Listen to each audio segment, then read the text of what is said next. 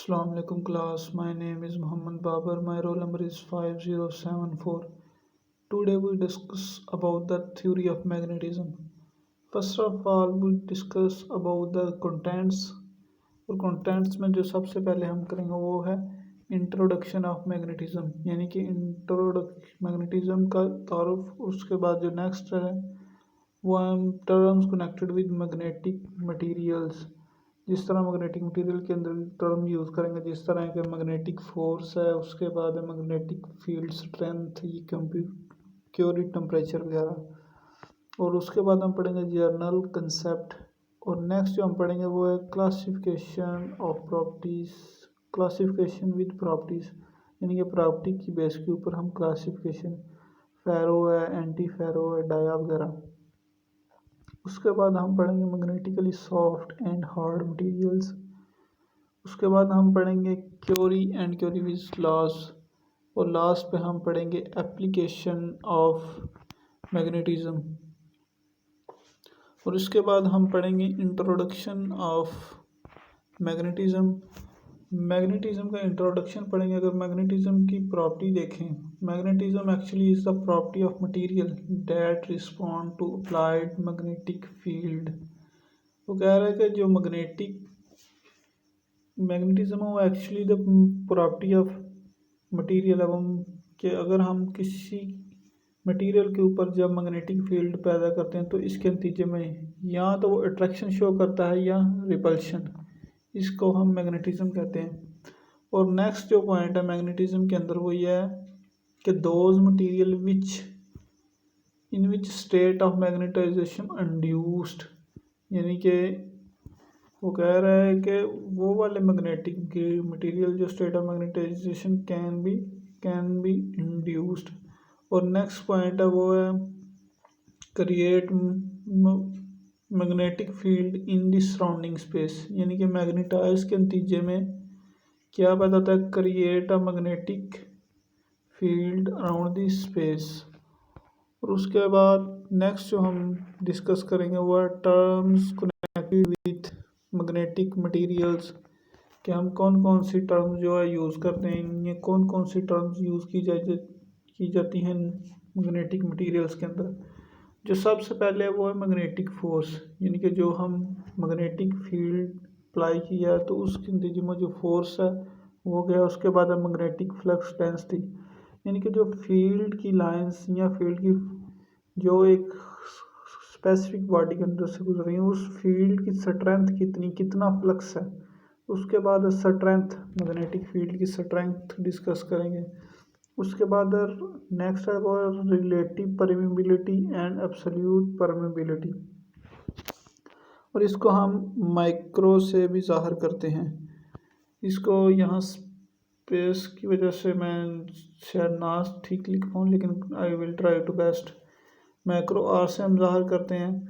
और in case of vacuum और free space के केस में इसकी वैल्यू 1 होती है। और नेक्स्ट जो हम पढ़ेंगे वो है दो टर्म्स है, रिमिनेंस एंड रिटेंटिविटी। रिटेंटिविटी असल में ये है कि जब जितना ज़्यादा स्ट्रॉन्ग मैग्नेटिक फील्ड होगा, यानी कि जिस तरह फॉर एग्जांपल हम बात करें retentivity of iron, soft iron की रिटेंटिविटी ज़्यादा एज़ कम्पेयर टू स्टील के। उसकी वजह क्या है कि वो स्ट्रॉन्ग मैग्नेटिक फील्ड रखता है। और नेक्स्ट हम बात करें क्योरी टेम्परेचर।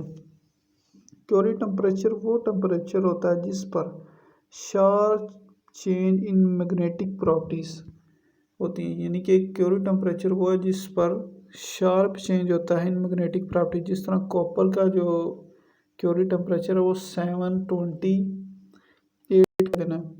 और नेक्स्ट है हिस्टेरिसिस, कि एक ग्राफ है बिटवीन रिमेंसिस and strength of magnetic field, इसके रिलेटेड है। और नेक्स्ट जो हम डिस्कस करेंगे वो है जर्नल कंसेप्ट। जनरल कंसेप्ट इसके 3 मेन प्रिंसिपल है, 3 मेन प्रिंसिपल। और इसमें जो पहला है वो है the spin of electron unpaired spin given paramagnetic contribution, यानी कि जो पहला पॉइंट है वो कहता है अगर अनपेयर्ड स्पिन है तो वो पैरामैग्नेटिक कंट्रीब्यूशन कर रहा है। और अगर एंगुलर मोमेंटम जो नेक्स्ट पॉइंट है उसमें कह रहा है अगर एंगुलर मोमेंटम ऑफ इलेक्ट्रॉन जो अबाउट द न्यूक्लियस यानी कि अराउंड द न्यूक्लियस है वो जो है वो हमें कंट्रीब्यूट करता है, वो भी कंट्रीब्यूटिंग ऑफ पैरामैग्नेटिज्म। और चेन नेक्स्ट जो पॉइंट है थर्ड और last point of general concept का जो थ्री इसके मेन प्रिंसिपल हम कर रहे हैं ओरिजिन, जो लास्ट वाला है वो है orbital movement induced by the applied magnetic field. जब हम मैग्नेटिक फील्ड अप्लाइड करते हैं तो इसके अंदर में जो ऑर्बिटल मूवमेंट इंड्यूस होती है तो वो क्या किसको कंट्रीब्यूट है और डायामैग्नेटिक कंट्रीब्यूशन को। और नेक्स्ट जो हम बात करेंगे वो क्लासिफिकेशन विद प्रॉपर्टीज़, यानी कि प्रॉपर्टीज़ की बेस के ऊपर हम क्लासिफिकेशन की मिल की किस किस में करते हैं। जो पहले फर्स्ट ऑफ ऑल है फेरोमैग्नेटिक है, पैरा है, मैग्नेटिक है, डायामैग्नेटिक है, magnetically soft and hard materials. तो नो हम इनको वन बाय वन डिस्कस करेंगे about ferromagnetic. First of all we discuss about the ferromagnetic materials. ये टाइप ऑफ मटेरियल जिसमें dipoles are align in same direction. ये नीचे अगर हम देखें इधर तो इसमें जो डाइपोल्स की अलाइन है वो सेम डायरेक्शन में। ये देखें अगर हम इधर इलेक्ट्रॉन तो एक ही लाइन के अंदर सब अलाइंड है एक ही डायरेक्शन के अंदर। तो that topic is the more correlate with physics as well as chemistry, यानी कि केमिस्ट्री के साथ इसका तल्लक फिज़िक्स के भी साथ उसी तरह ही है। और जो फेरोमैग्नेटिक होता है ये होता है हाईली अट्रैक्टिंग मैग्नेट एंड इसकी relative permittivity is much greater है देन यूनिटी। इसकी रिलेटिव परमिटिविटी जो मच ग्रेटर है यूनिटी से और dependent on the field strength, और फील्ड स्ट्रेंथ पे वो डिपेंड करती हैं। और जो फेरोमैग्नेटिज्म है इसकी एक और प्रॉपर्टी ये है कि ये नो फेरो अबव क्योरी टेम्परेचर। अगर क्योरी टेम्परेचर से अगर हम अबव जाते हैं तो इसकी जो प्रॉपर्टी हैं वो इफेक्टेड होंगी, यानी कि वो फेरो नहीं रहेगा अगर क्योरी टेम्परेचर के ऊपर जाते हैं। उसके बाद जो नेक्स्ट है वो है हाई ससेप्टिबिलिटी, और इसको हम काई से भी ज़ाहिर करते हैं लाइक ए एक्स साइन।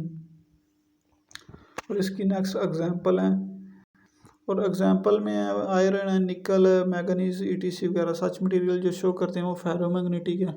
और ये जो थोड़ी सी मैंने फिज़िक्स के रिलेटेड भी इसकी ट्राई की है तो एक्सप्लेन है। देखें कि फेरोमैग्नेटिक का जो रेस मैग्नेट के करीब हो जाए तो अंदर की साइड को बेंड हो जाती है, यानी कि इसका मतलब है कि ये अट्रैक्शन शो कर रहा है। उसके बाद इसके यूजेस हैं, यूजेस में इधर यूजेस है वो ऑडियो और वीडियो डिस्क की टेप, यानी कि फेरोमैग्नेटिक जो ऑडियो और वीडियो डिस्क हम यूज़ करते हैं टेप के अंदर या डीवीडी या इस तरह, तो उनके अंदर ये यूज़ होता है ये क्रोमियम डाइऑक्साइड CrO2। नेक्स्ट जो हम डिस्कस करेंगे वो है पैरामैग्नेटिक। पैरामैग्नेटिक वो होता है जिसमें अनपेयर्ड इलेक्ट्रॉन होते हैं एटलीस्ट वन, यानी कि जिसमें कम अज़ कम एक, ये नीचे देखें तो एक कम अज़ कम अनपेयर्ड इलेक्ट्रॉन होना चाहिए पैरामैग्नेटिक के अंदर। तो बॉडी विच वीकली अट्रैक्टेड है, ये क्या है जो वीकली अट्रैक्टेड करती हैं but not retaining any permanent magnetism, लेकिन इनके अंदर परमानेंट मैग्नेटिज्म नहीं होती पैरामैग्नेटिक के अंदर। और ये फोर्स ऑफ वीकली अट्रैक्ट करती हैं, और इसकी एग्जांपल ये दी गई हैं ऑक्सीजन है, एलुमिनियम, प्लाटिनियम है, कैल्शियम ETC वगैरह। और इसका नेक्स्ट जो है वो है यूजेस, इसको हम इलेक्ट्रॉनिक अप्लायंसेस के अंदर यूज़ करते हैं। और नेक्स्ट हम डिस्कस करेंगे about the diamagnetic materials. Diamagnetic वो मटेरियल्स होते हैं जिसके इलेक्ट्रॉन अनपेयर इलेक्ट्रॉन नहीं होते हैं, यानी कि ऑल पेयर आर पेयर्ड। इस पॉइंट के अंदर डिस्कस किया गया। ये इधर देखें तो all electron are paired, no free electron, यानी कि एक भी इसके अंदर नहीं है फ्री। और ये रिपेल करते हैं, मैग्नेटिक फील्ड को रिपेल करते हैं और ये इसीलिए डायमैग्नेटिक कराते हैं, क्या ये अगेंस्ट रिपेल करते हैं। और इसकी एग्जांपल है, जो बेस्ट एग्जांपल है, noble gases. Noble gases act as a diamagnetic behaviour show करते हैं ये। और इसकी एग्जांपल है जो वो है TiO2 यानी कि, उसके बाद V2O5 सोडियम क्लोराइड, बेंजीन वगैरह वगैरह, ये इसकी एग्जांपल्स हैं। उसके बाद है यूजेस, क्योंकि ये डायमैग्नेटिक है, ये रिपेल करता है उसको मैग्नेटिक फील्ड, इसको हम एज ए इंसुलेटर इस्तेमाल करते हैं। और नेक्स्ट जो टाइप है वो है एंटी फेरोमैग्नेटिक। इसमें अगर हम देखें तो ये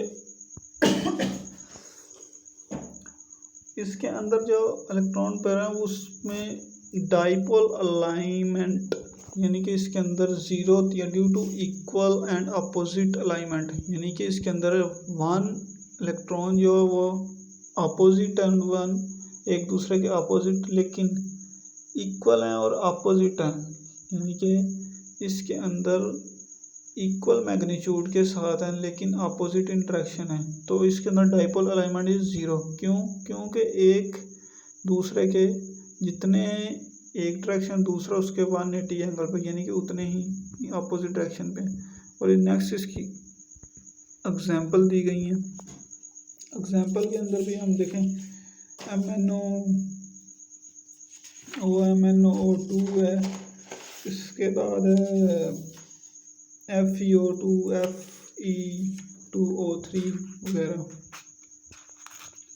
नेक्स्ट हम जो ट्राई करेंगे वो है मैग्नेटिकली सॉफ्ट मटेरियल और मैग्नेटिकली हार्ड मटेरियल। पहले हम डिस्कस करते हैं मैग्नेटिकली सॉफ्ट मटेरियल, उसकी कुछ प्रॉपर्टीज या करेक्टरिस्टिक्स दी गई हैं इधर।